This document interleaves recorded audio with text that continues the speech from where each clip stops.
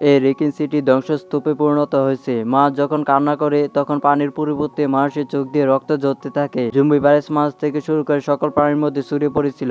এখন তারা এতটা আক্রমণাত্মক হয়ে উঠেছে যে তারা যে কোনো জীবন্ত প্রাণীর উপর ঝাঁপিয়ে পড়ে এবং সেও জম্বিতে পরিণত হয়ে যায়। এই ভাইরাসের সৃষ্টি বহু বছর আগে হয়েছিল।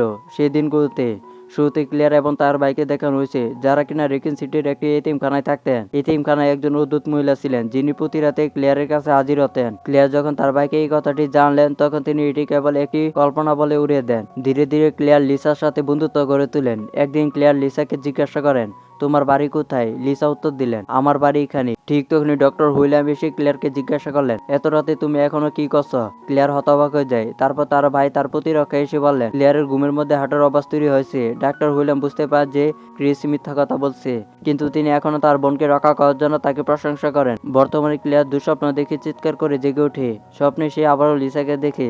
তার চিৎকার শুনে ট্রাকে ড্রাইভার আতঙ্কিত হয়ে বলে, যদি আমি জানতাম তুমি ঘুমের মধ্যে এইভাবে চিৎকার করো, তাহলে আমি তোমাকে কখনোই লিফটে দিতাম না। বাস্তবে ক্লিয়ার তার শৈশব থেকে একই দুঃস্বপ্ন দেখছিল। এখন 5 বছর পর সে তার ভাইয়ের সাথে দেখা করতে রেকিন সিটিতে ফিরে আসতেছে। প্রত্যেক ট্রাক ড্রাইভার তাকে বলে যে শহরটির অবস্থা খুবই খারাপ। আমব্রেলা কোম্পানি চলে যাওয়ার পর থেকে সবকিছু বদলে গেছে। তোমার ভাইয়েরও এই হতভাগ্য শহর ছেড়ে যাওয়া উচিত। তারা যখন এই বিষয়ে আলোচনা করছিল, তখন হঠাৎ একটি মেয়ে তাদের ট্রাকের সামনে এসে দাঁড়ায়। ট্রাকটি তাকে ধাক্কা দেয় এবং অনেক দূরে ঠেলে দেয়। তার অবস্থা এতটাই সংকটজনক ছিল যে বেঁচে থাকাটা অসম্ভব। কেয়ার বলে, কিছু কাপড় নিয়ে এসো যাতে আমরা তার শরীর ঢেকে দিতে পারি। আমাদের তাকে শহরে নিয়ে যেতে হবে। আমার ভাই একজন পুলিশ অফিসার, সে সবকিছু সামলে নেবে। ড্রাইভার পিছু হটে বলে, এটা আমার দোষ ছিল না, আমি পুলিশের সাথে জামালে যেতে চাই না। ঠিক সেই মুহূর্তে মেয়েটি হঠাৎ নড়াচড়া শুরু করে এবং সে উঠে দাঁড়িয়ে চলে যায়। ক্লিয়ার এবং ড্রাইভার তাকে চলে যেতে দেখে হতবাক হয়ে যায়। ইতিমধ্যে ড্রাইভারের কুকুরটি রাস্তায় ছড়িয়ে থাকা মেয়েটির রক্তের মধ্যে দিয়ে ঝাঁপিয়ে পড়তে শুরু করে। আর এখান থেকে শুরু হয় ভয়ঙ্কর এক বিপদ। ক্লিয়ার বিশ্বাস করে যে মেয়েটির সাহায্যের প্রয়োজন। ড্রাইভার বলে, যদি তুমি যেতে চাও তাহলে যাও, নইলে আমি চলে যাচ্ছি। এরপর আমাদের রেকিন সিটি সম্পর্কে কিছু তথ্য দেওয়া হয়। রেকিন সিটি একসময় বিশ্বের বৃহত্তম ওষুধ কোম্পানি আমব্রেলা কর্পোরেশনের আবাসস্থল, এখন একটি নির্জন শহর। আমব্রেলা কোম্পানি একটি নতুন জায়গায় চলে যাচ্ছে। তাদের এখানে তাদের শেষ কর্মচারীদের মধ্যে মাত্র কয়েকজন রয়েছেন। একটির নাম লিওন, যিনি আজ রাতে প্রথমবারের মতো পুলিশে জয়েন করেছে। চাকরিতে এটি তার প্রথম রাত, কিন্তু তার কোনো ধারণা নেই যে এই রাতটি তার জীবনের সবচেয়ে ভয়ঙ্কর রাত হতে চলেছে। সে একটি বারে বসে আছে।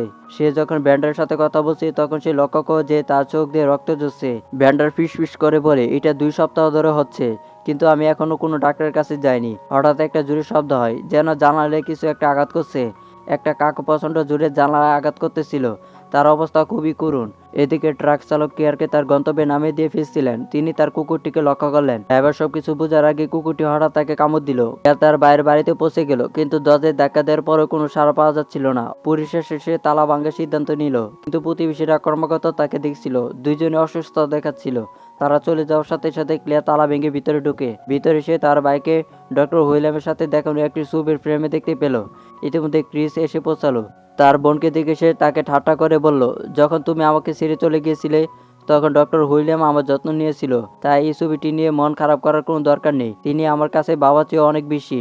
যাই হোক, তুমি এখানে কেন ফিরে এসেছ?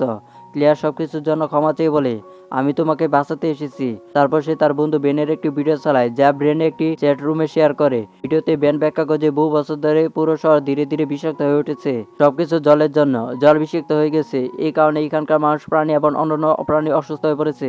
আমব্রেলা কোম্পানি ভেবেছিল তাদের সবকিছু নিয়ন্ত্রণে রয়েছে, কিন্তু তাদের পরীক্ষা সম্পূর্ণরূপে ব্যর্থ হয়েছে। এই কারণেই তারা শহর ছেড়ে চলে গেছে। ব্যান ভয় পেয়ে গেছিল তারা পুরো শহরের সাথে ভয়াবহ কিছু করতে চলেছে। ভিডিওটি দেখার পর ক্রিস রেগে ক্লিয়ারকে বলে, তুমি আর তোমার বন্ধু দুইজনই পাগল। তুমি যা বলতে তা কখনো সত্যি হতো না, এমনকি ছোটবেলাতেও নাও। তাই ব্যাগ গুছিয়ে এখান থেকে চলে যাও। এদিকে হঠাৎ ডক্টর হুইলিয়াম ফোন পান। ফোন শুনে তার মুখ গম্ভীর হয়ে ওঠে।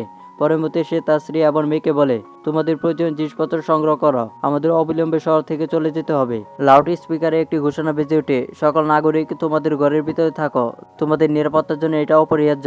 এই ঘোষণা শুনে ক্রিস বিদেশের কর্তব্য পালনের জন্য রওনা হয়। বাড়ি ফিরে ক্লিয়ার আমব্রেলা লোগো সম্বলিত একটি পানির বোতল দেখতে পান। ক্লিয়ার বুঝতে পান যে ক্রিস আমব্রেলা কর্পোরেশনে সরবরাহ করা পানি পান করেন।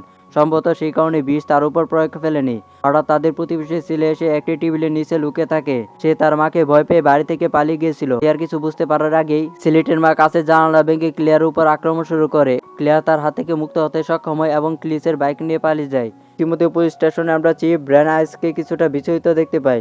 এর মধ্যে তিনি সমস্ত অফিসারদের একজোড়ো করেন এবং ব্যাখ্যা করেন যে তার দুই অফিসার মারিনি এবং ডলি একটি মৃতদেহ তদন্ত করতে একটি প্রাসাদে গিয়েছিলেন, কিন্তু এখন মধ্যরাত এবং তিনি ফিরে আসেননি। রেডিওতে কোনো সাড়া নেই। তিনি কোথায় এবং কেন এই অ্যালার্মগুলো ক্রমাগত বাজতেছে? চিফ যে কোনো মূল্যে খুঁজে বের করতে বলে। ইতিমধ্যে ওয়েস্কার নামের একজন অফিসার তার ফ্রেজারে একটি বার্তা পড়েন, অবিলম্বে আপনার লকারটি পরীক্ষা করুন। এরপর মার্নি এবং ডুলিকে খুঁজে বের করার জন্য 5 সদস্যদের একটি দল গঠন করা হয়।